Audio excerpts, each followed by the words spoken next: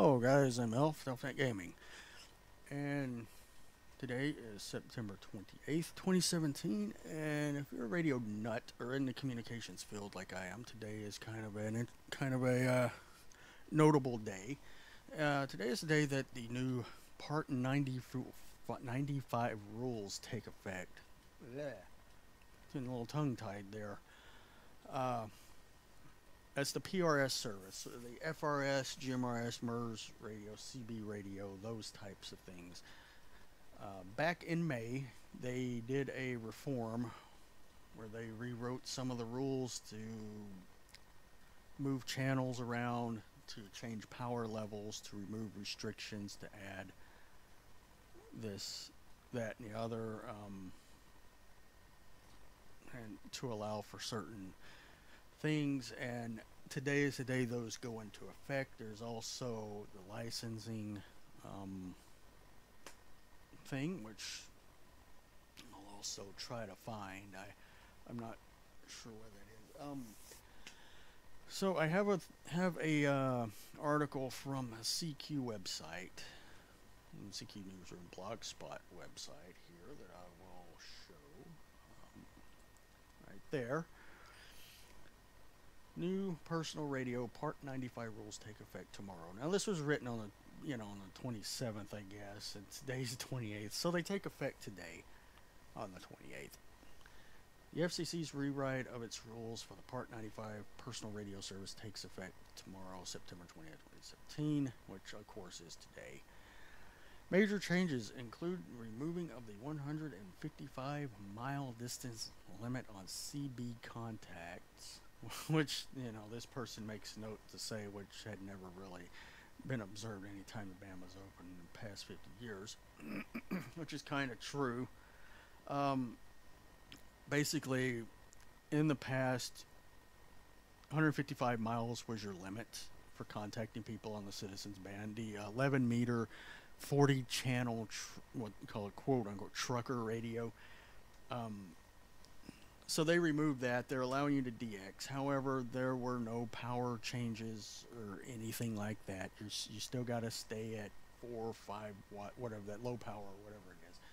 You still got to stay there. You still got to stay on your 40 channels. You can't go out of band. You can't use export radios, any of that stuff. Still AM or sideband, upper or lower sideband.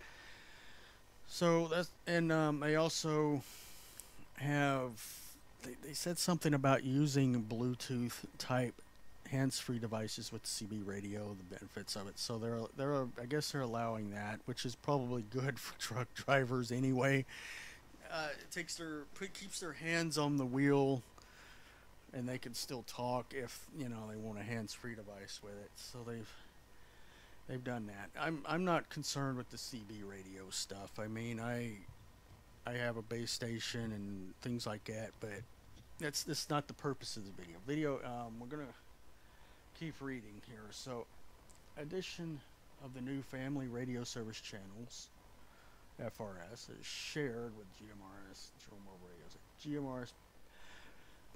So basically, they didn't really add any FRS channels. They basically technically removed some out of the 467 part of the band, and I'll show that. I think it's this one here. Okay, here's the new band plan. This is what it looks like now, and you can see they have taken the new FRS channels here. This here and the white are going to be these little splinters here, not over here. There are none over here. Before, they had them over here. There is, what page is this? 23. There is another. There it is, right there. This is the old band plan here. You can see the white half-watt channels in 467 and 462. That makes up the 14 FRS channels. And then they added in, these GMRS channels in later FRS radios. So, to me, I never liked that idea. But whatever. We don't make the rules, we just follow them. So basically, what they've done, they've they've kind of finagled them around. Okay, in other words, you got to read this stuff. The main GMRS channels are basically the same. They're these big orange ones here, and then you have the splinter channels, the shared channels, if you would,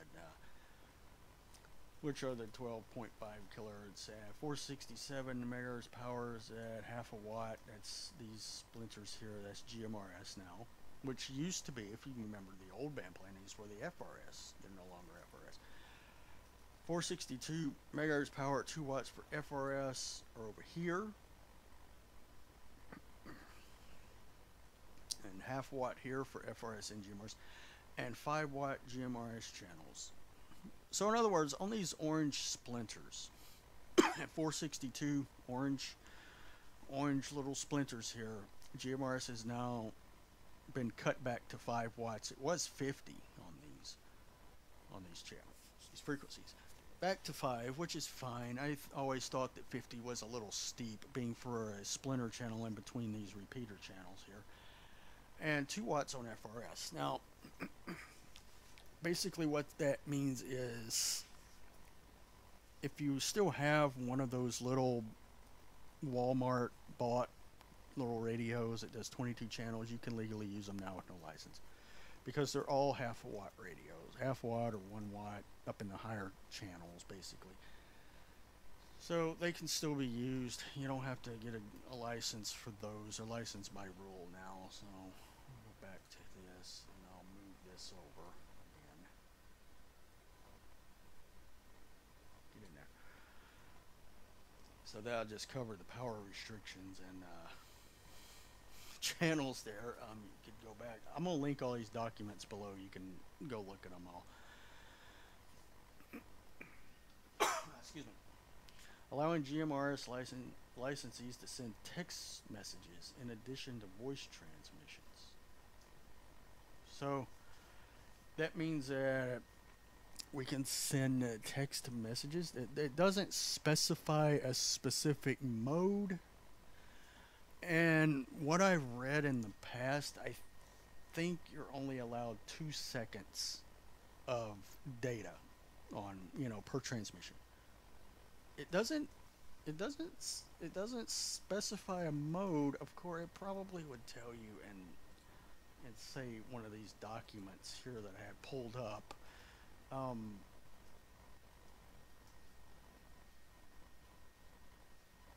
That's a lot of stuff to look at. It's 100 some odd pages here of stuff. There's the CB radio service, hands-free microphones, and this goes into, it talks about the, what was it? FRS combination radios. No, FRS combination radios are only those radios with FRS GMRS, not a Baofeng radio.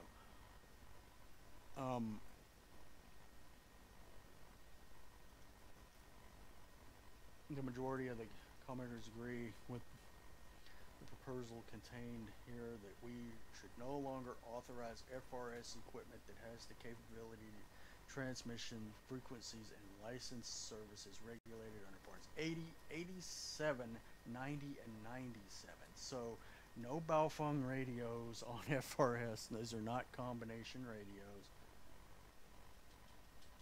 They create confusion for the consumer. That's a pretty interesting argument, considering that the Chinglish manuals are hard to find. So no more ham radios on GMRS, all that FRS and stuff. Of course, that was never legal anyway. But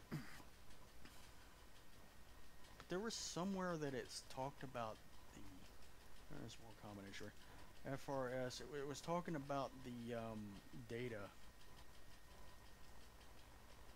Garmin had, they're the ones that petitioned that.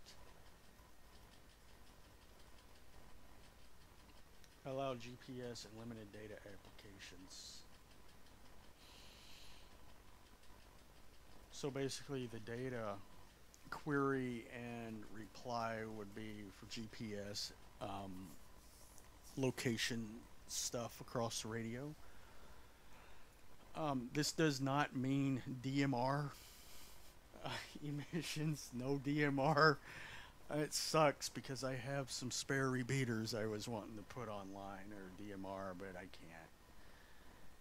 But you know what? That's okay. Maybe petitions in the future will allow at least some of these channels, these repeater channels, maybe the higher ones, lowest, to be digital in the future. Who knows? Here's a radio reference website that shows the frequencies. The new 2017, and here's the old one. You guys can look through that. It also tells you Midland extra drift, the Midland mobile. I guess that's the micro mobile or whatever.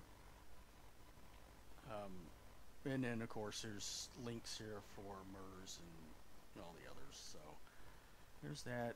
The CQ deal. Here's another. This is the Federal Register. Here's the channels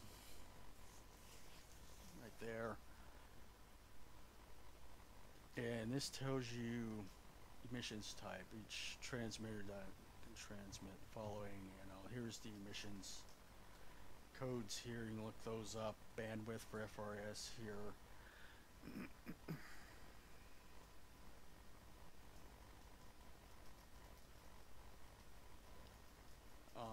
It just goes in, tries to tell you simply what,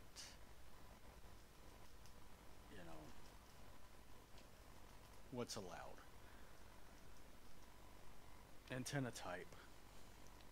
The antenna on an FRS radio, that is a no license radio. If you want to use them with no license, the antenna must be non-removable, integral part of the FRS transmitter type. That means you should not be able to unscrew it or unlock it out and change it at all by any means. The gain of the antenna must not exceed that of a half-wave dipole. That means no center loaded, no aluminum foil, whatever, no modifications. Okay, these rules have been the same since.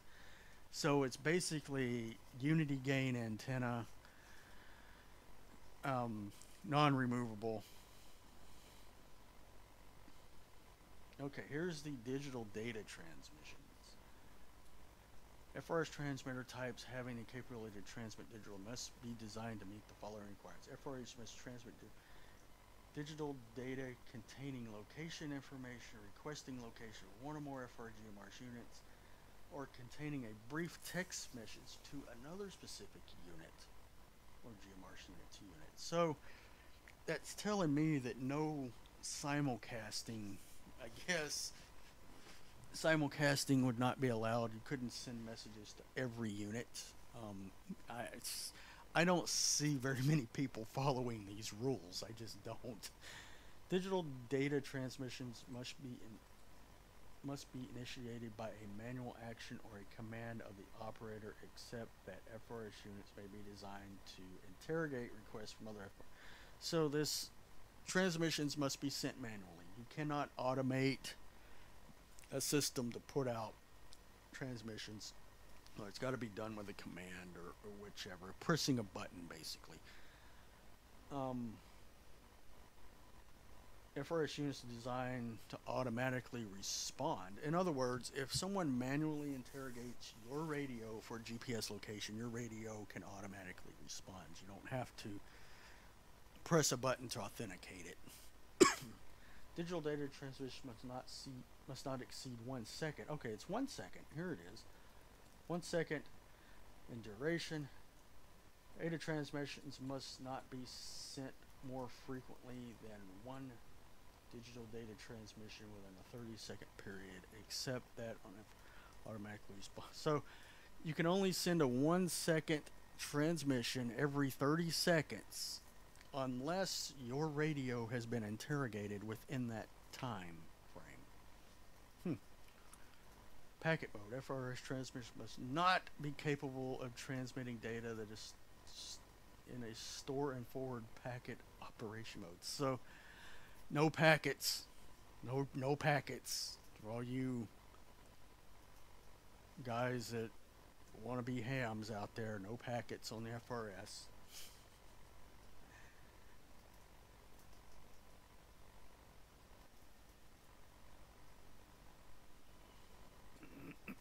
Effective September 30th, 2019. A couple of years from now, no person shall manufacture or import handheld portable radio equipment capable of operating under this subpart FRS and other licensed or licensed by rules services in this chapter, part 15, unlicensed permitted within the rules. In other words, no import radios. No, you can't build them or import them. They have to be here in the U.S.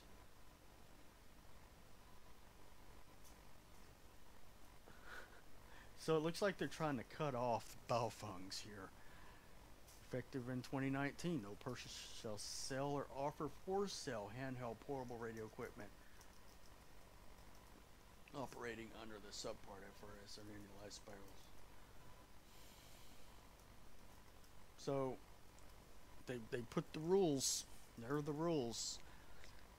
You can't build them or import these radios from other countries, and you're not allowed to sell them. So in the U.S. So looks like they're trying to cut off the Baofungs for the FRS guys. But that's not going to stop. I mean, unless they go and they put embargoes on this stuff from China, it's not going to stop, and that's going to affect the ham operators, and they're not going to have that, you know. But anyway, that's FRS. I'm looking for the GMRS. Here's the radio controlled stuff. That's all radio controlled.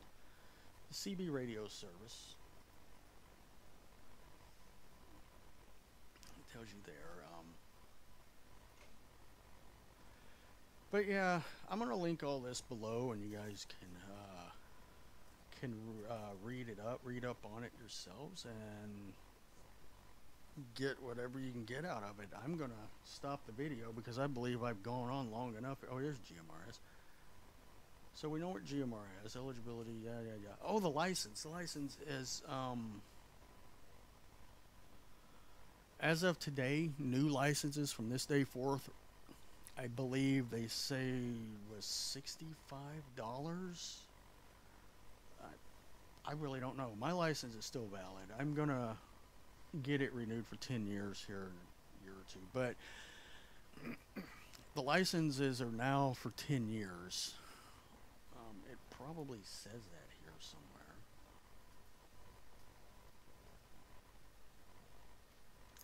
It before, you know, like yesterday, for example, it was 5 years. And from today here on out, GMRS license will be 10 years in length.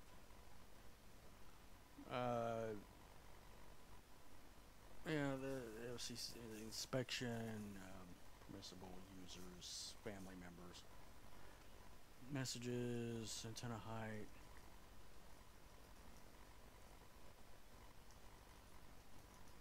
Must meet the requirements of this 95317 to air navigation. C9 is 317 counterpart 17 FCC. So it's like 20 foot off of a structure is basically your antenna height. Station ID. Stations, you must transmit them every 50 minutes. Repeaters are the exception. Every user on a repeater needs to do their ID. Blah, blah. This is general, you know, the rules. Repeaters are not required to ID. I mean, it's good to have it in case something wacky tacky is going on, but channel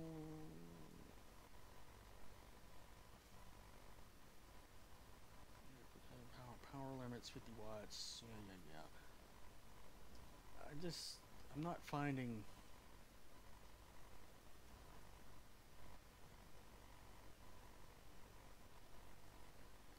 So here's the emissions for GMRS here.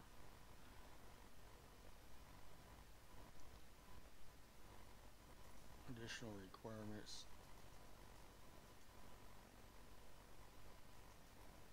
So sales of GMRS FRS combination radios are prohibited. So the old radios after today, the old GMRS FRS radios, they should be pulling them off the shelf at Walmart and replacing them with just FRS radios. If they are marketed as combination radios, basically that means no. Oh, here's digital data.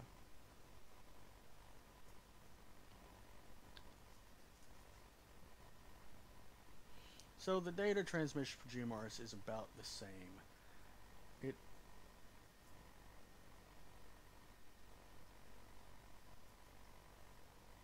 and the antenna must be non-removable integral part of GMRS. Since when? Oh, whatever. GMRS shows might be transmitting data on 467.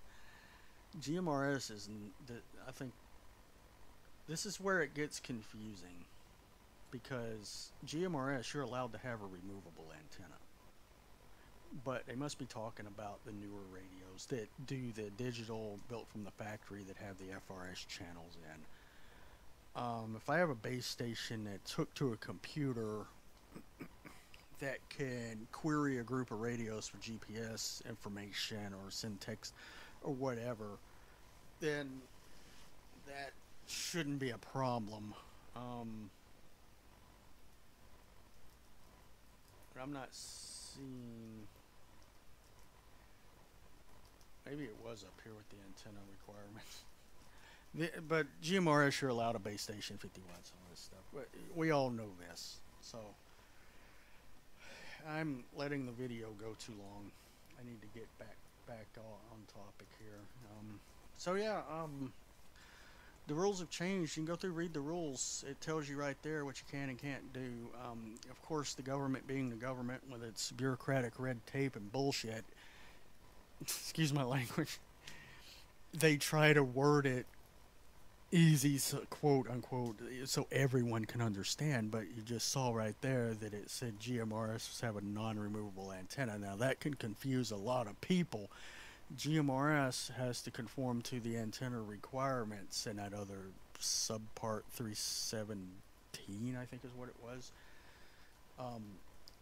You know, handhelds with Part 95, you know, they got some Part 90 radios that have 95 certifications. The Motorola 1225 series mobiles, repeaters, and handhelds are such radios, and they all have removable antennas, and I don't know of very many 50 watt base stations with a permanent antenna, so